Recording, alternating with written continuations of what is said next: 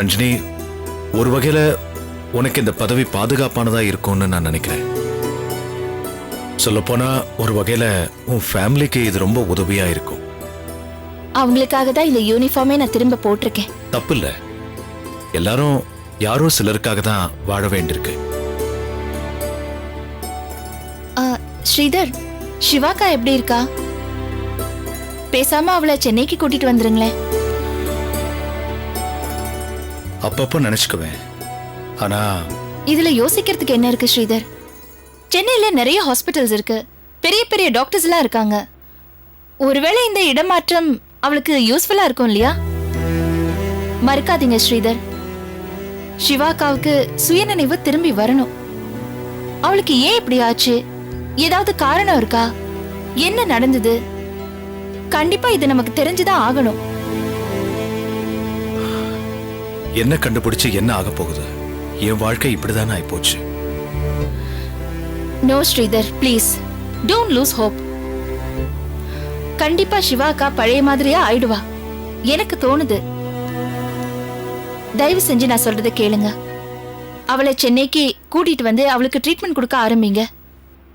கண்டிப்பா சீக்கிரமா அவ சரியா ஆயிடுவா. யோசிச்சு பாருங்க ஸ்ரீதர், இன்னும் எவ்வளவு நாள் தான் இப்படியே கஷ்டப்பட்டுட்டு இருப்பீங்க? சென்னைக்கும் ஊட்டிக்கும் இப்படியே அலைஞ்சிட்டு இருந்தீங்கன்னா உங்க வாழ்க்கையே போயிடும். எல்லாத்துக்கும் ஒரு சொல்யூஷன் இருக்குன்னு நிச்சயமா நான் நம்புறேன். சிவாக்கா விஷயத்துல அவளை சென்னைக்கு கூட்டிட்டு வர்றதுதான் ஒரு நல்ல சொல்யூஷன் எனக்கு தோணுது. ப்ளீஸ் ஸ்ரீதர், எனக்காக இதை கன்சிடர் பண்ணுங்க.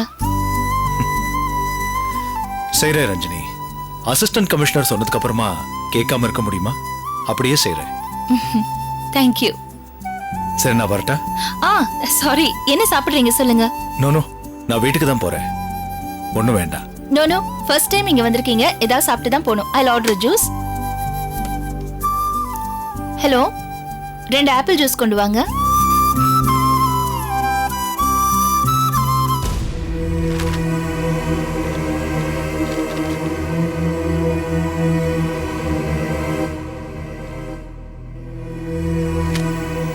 என்னங்க, உங்ககிட்ட கொஞ்சம் பேசலாமா? சொல்லு. கல்யாணம் முடிஞ்சு நாள் ஓடி போயிடுச்சு. ஐஸ்வர்யாவை இன்னும் மாமியார் வீட்டுல கொண்டு போய் விடாமலே இருக்கும். அவங்க ஏதாவது தப்பா நினைச்சிட்டாங்கன்னா? நானே கேட்கணும் தான் இருந்தேன். எனக்கு என்னன்னா, அவங்களே 1008 பிரச்சனை கஷ்டம்னு இருக்கிறப்ப நாம இப்பவே இதை செய்யறதா இல்ல கொஞ்ச நாள் பொறுத்திருந்து செய்யறதான்னு யோசிச்சுட்டு இருக்கிறேன். நல்லா இருக்குங்க. கல்யாணமான பொண்ண புருஷன் வீட்டுக்கு அனுப்பாம எத்தனை நாளைக்கு இங்கேயே வச்சிருக்க முடியும்? பாக்குறவங்க தப்பா பேசுவாங்க இல்ல? கரெக்ட் தான் சொன்னேன்ல. இன்னைக்கு மதியம் கூட மாப்பிள்ளைக்கு போன் பண்ணி பேசினேன். என்ன மாதிரி மூட்ல இருக்காங்க, என்ன ஏதுன்னு தெரிஞ்சுக்கலான்னு. அவர் ஒன்னும் பெருசா வித்தியாசம் ஒன்னும் காட்டிக்கல. இருந்தாலும் வீட்டுல கொஞ்சம் எல்லாருமே அப்செட்ல தான் இருக்காங்க. நீங்க சொன்னப்பவே எனக்கு ஒரு மாதிரியா தான் இருந்தது. ஆனா இப்ப போய் இந்த விஷயம் தெரியணும்? நம்ம நேரம் ஐஸ்வர்யாவை நல்லபடியா அவங்க வீட்டுல விட்டுட்டு வர வரைக்கும் எனக்கு நிம்மதியே கிடையாதுங்க. யோசிக்காம சீக்கிரமா ஒரு நாளை பாருங்க. அம்மா, நான் இங்க நிம்மதியா தானே இருக்கேன், அது பொறுக்கலையா உனக்கு? ஏய், வாய மூடுடி. கல்யாணமான பொண்ணு பேசுற பேச்சாடி இது? இவளுக்கேங்க எப்ப பார்த்தாலும் குறுக்கு புத்திய வேலை செய்யுது? Aishwarya, you no more a child. பொறுப்பு தெரிஞ்சு நடக்கணும், பேசணும், புரியுதா? சரி, மாப்பிள்ளை போன் பண்ணி பேசுனியா? என்ன பேசணும்? அதானே, அவளை சொல்லுங்க. வீட்டுக்கு வந்ததுல இருந்து முனிவர் மாதிரி தவத்திலேயே உட்காந்துருக்கா. இங்க நம்ம யார்கிட்டயும் ஒழுங்காவே பேச மாட்டா. அப்புறம் தானே மாமாக்கு போன் பண்ணி பேசுறதுக்கு. எப்படியாவது கல்யாணம் பண்ணினோன்னு கங்கணம் கட்டிட்டு அலைஞ்சிங்க. பண்ணிட்டீங்கல்ல, அதோட விட்டுருங்க. என்னடி அர்த்தம் இதுக்கு? புரியல? உங்க டார்கெட்டா நீங்க சொன்னது எனக்கும் அந்த சூர்யாக்கும் கல்யாணம் பண்ணி வைக்கிறது தானே? அதை முடிச்சிட்டீங்க, அதோட விட்டுருங்கன்னு சொல்றேன். கூட்டிட்டு போய் விடுறது அது இதுன்னு புது அஜெண்டால வேண்டான்னு சொல்றேன். கொன்ற ராஸ்கல், என்ன நினைச்சிட்டு இருக்க உன் மனசுல? கல்யாணம் பண்ணி வீட்டோட வச்சிருந்தா 4 பேர் காரி துப்ப மாட்டாங்க? வாழா வெட்டின்னு பேர் வாங்குறதுக்காண்டி இந்த கல்யாணத்தை பண்ணி வச்ச?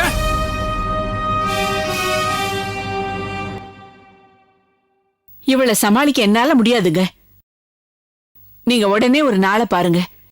அவங்க வீட்ல என்ன கஷ்டம் இருந்தாலும் இதெல்லாம் சாரதா மறுக்க மாட்டா. நம்ம பொண்ணுக்கு நல்லதுன்னு நாம நினைக்கிறத தான் அவங்க பிள்ளைக்கு அவங்களும் நினைப்பாங்க.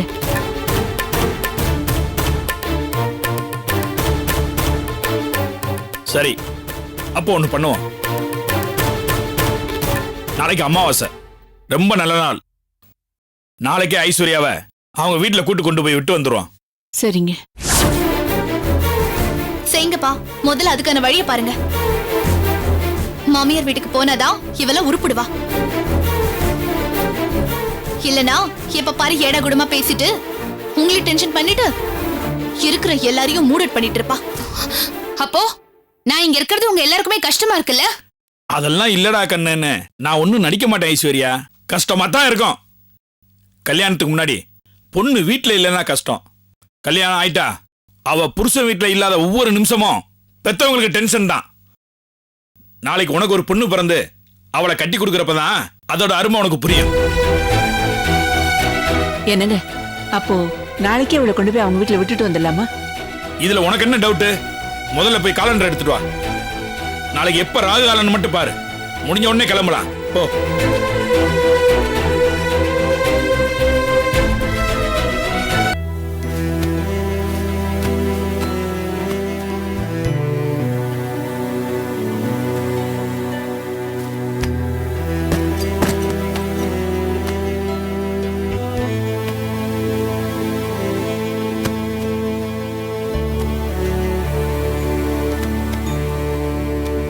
என்ன கிளம்புறதுன்னு முடிவு பண்ணிட்டியா? முடிவு பண்ணது நான் இல்ல அத்தை, உங்க புள்ள. அவர் முடிவை மதிச்சு நடந்துக்கிறது தான் நான் செய்யறது.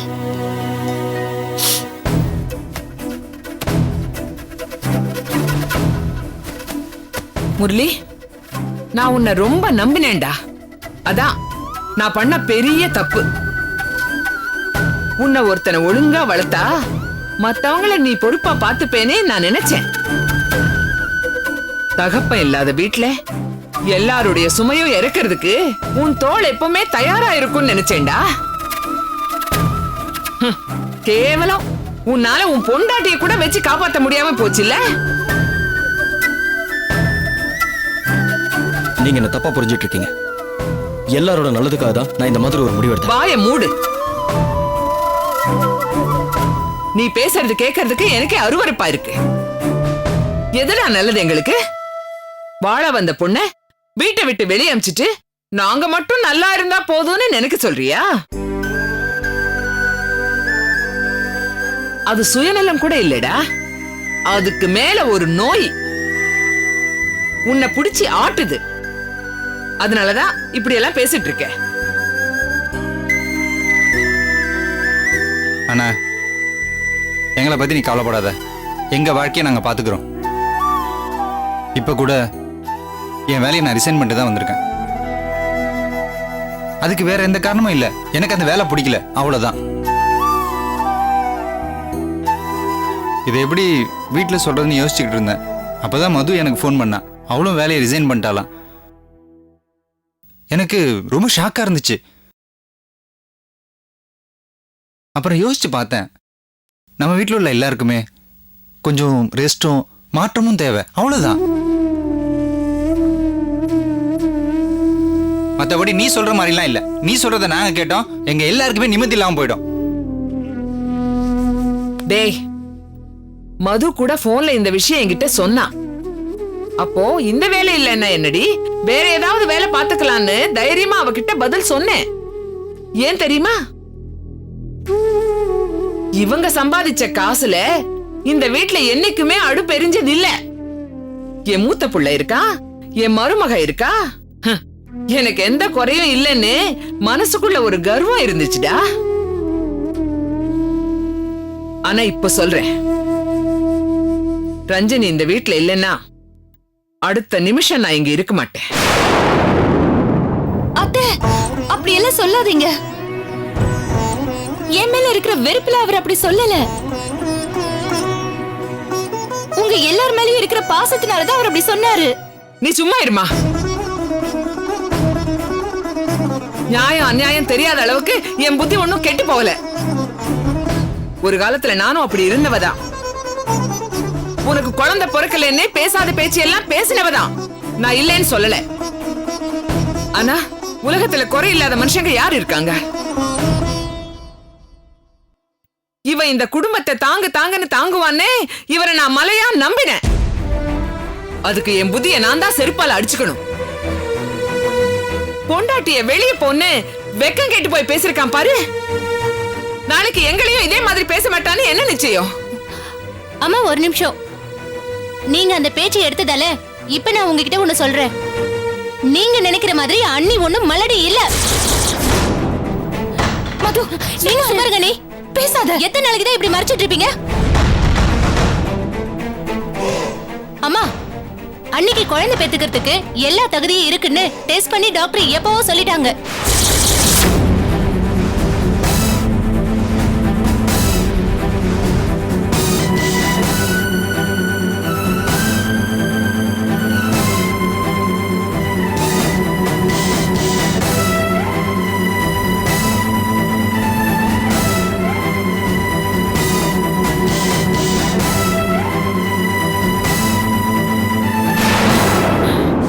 தாலி கட்டின 10வது மாசமே தொட்டில் போடுற வம்சம்டி எங்களுது. எனக்கு இவன் அப்படிதான் பிறந்தான். எங்க மாமியாருக்கும் அப்படிதான், அவங்க மாமியாருக்கும் அப்படிதான். என் புள்ள கிட்டதான் குறை இருக்கிற மாதிரி இல்ல பேசுற.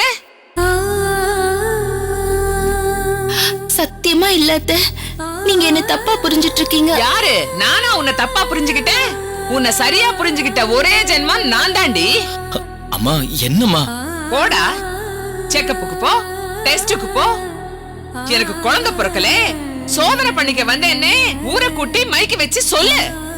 எங்களுக்கு குழந்தை பிறக்காததுக்கு என் புருஷன் தான் காரணம்னு அதுக்கும் இவ ஒத்து ஊதுவா. அதெல்லாம் கேட்டுக்கிட்டு ஊருக்கு முன்னாடி நான் நாண்டுகிட்டு சாகுறேன். என்னம்மா பேசுறீங்க நீங்க? ஆனா ஒண்ணு சொல்றேன்டா, திரும்பி வர்றப்ப அம்மான்னு கூப்பிடுறதுக்கு இந்த வீட்ல ஒரு உசுறு இருக்காது. அம்மா, எல்லா போனாலும் மானம் ஒண்ணு மிச்சம் இருக்குன்னு நப்பாச வச்சிட்டு இருந்தேன்டா. அதையும் மொத்தமா தூக்கி எறிஞ்சிட்டா இந்த மகராசி. நல்லா இருடி, நல்லா இரு. காத்து பட்டாலே கர்ப்பம் தரிக்கிற வம்சத்துல பிறந்தவண்டி என் புள்ள. அவனை கூட்டிட்டு போய் டெஸ்ட் பண்றியா நீ? பெத்த வயிறு சும்மா இருக்காதடி. வயிறு எரிஞ்சு சொல்றேன். நீ நல்லாவே இருக்க மாட்டேடி. நீ நல்லாவே இருக்க மாட்டே. என்னம்மா? போயிடுவேன், நாசமா போயிடுவேன்.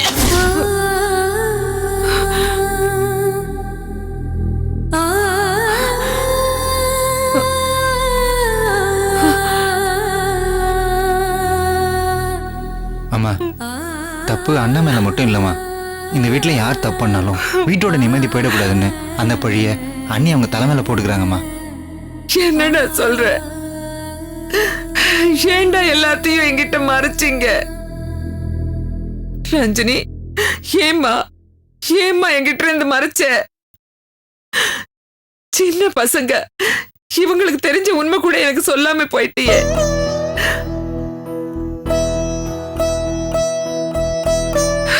ஏம்மா என்கிட்ட மறைச்ச? நான் எதையுமே மறைக்கணும்னு நினைக்கல அத்தை. ஆனா தேவையில்லாதத பேசுறதுனால அர்த்தம் இல்லைன்னு நினைச்சேன். அதுதான் உங்ககிட்ட நான் சொல்லல. என்னைக்கோ பிறக்க போற குழந்தைய விட இன்னைக்கு இந்த நிமிஷம் நான் வாழ்ந்துட்டு இருக்கிற இந்த வீடு, என் புருஷன், நீங்க, மது, சூர்யா, நீங்க எல்லாரும் எனக்கு முக்கியம். ஆண்டவன் எனக்கு என்ன எழுதி வச்சிருக்கானோ அது கண்டிப்பா நடக்கும் அத்தை.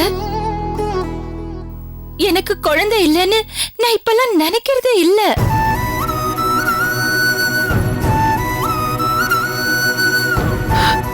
கேட்டியாடா? இப்படி ஒரு பொண்டாட்டி கிடைக்கிறதுக்கு நீ கொடுத்து வச்சிருக்கணும். இவ்வளவு போய் நீ மனுஷனே இல்ல. ரஞ்சினி, முடிவா ஒண்ணு சொல்றேம்மா. நீ இந்த வீட்டுல தான் இருக்கணும். இல்ல இருக்க மாட்டேன். இங்க இருந்து போகத்தான் போறேன்னு நினைச்சா என்னையும் உன் கூட கூட்டிட்டு போயிடு. கரெக்டான டிசிஷன்மா. அண்ணே, நீங்க ஏதோ டபுள் பெட்ரூம் ஃபிளாட் பார்த்துருக்கீங்களாமே? மது சொன்னா அங்க எப்படியும் வராண்டா பால்கனிலாம் இருக்கும்ல, அதில் நான் அட்ஜஸ்ட் பண்ணிக்கிறேன். எதுக்குடா பால்கனி வராண்டாலா? 2 ரூம்ல 4 பேர் இருக்க முடியாதா? எல்லாமே முடியும். அண்ணே, நாங்க அட்ஜஸ்ட் பண்ணிக்கிறோம். சரியா? அம்மா, வாமா துணியெல்லாம் பேக் பண்ணலாமா? மது என்ன பேசிட்டு இருக்க? யோசிச்சுதான் பேசுறியா? அவ சொல்றது சரிதான். நம்ம போயிடலாம். இப்ப எங்க இவன் சந்தோஷமா நிம்மதியா இருக்கட்டும். என்ன அத்தை பேசிட்டு இருக்கீங்க? உனக்கு இப்படி பிடிக்கல, முடியாதுன்னு தோணுதில்ல? அப்ப நீ போகாதே. வேணா அவன் போட்டும், எங்க வேணாலும் போட்டும். அப்பம் போற வழியே இவனும் போறேன்னா நாம என்ன பண்ண முடியும்? அத்தை, தயவு செஞ்சு நீங்க அவரை தப்பா பேசாதீங்க. இப்ப என்ன, நான் இந்த வீட்டை விட்டு போக கூடாது இல்லையா? ஆமா. நான் போகல. ஆமா, நான் போல. நான் இங்கே இருக்கேன். அப்படி வா வாங்க வழிக்கு. வழிக்கு. கட்டின மூட்டையை எடுத்து வச்சுட்டு சாப்பிட வாங்க. டேய் வாடா சாப்பிடலாம். அப்புறம் எதுக்கு இந்த பேகு? ஏய், என்னோட அட, துணி. சும்மா இருங்க நீ. டேய், துணியை குடுறா.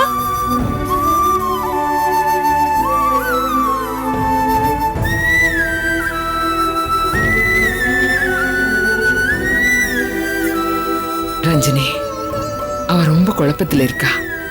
அதனாலதான் இப்படி தாறுமாறா பேசிட்டு இருக்கா. நீ எதையும் மனசுல வச்சுக்காதே. இனிமே நீ இல்லாத வாழ்க்கைய எங்களால நினைச்சு கூட பார்க்க முடியாது. நான் போல அத்தை. இனிமே உங்களை விட்டு நான் எங்கேயுமே போல. அவர் 1000 சொல்லட்டும், நான் போல.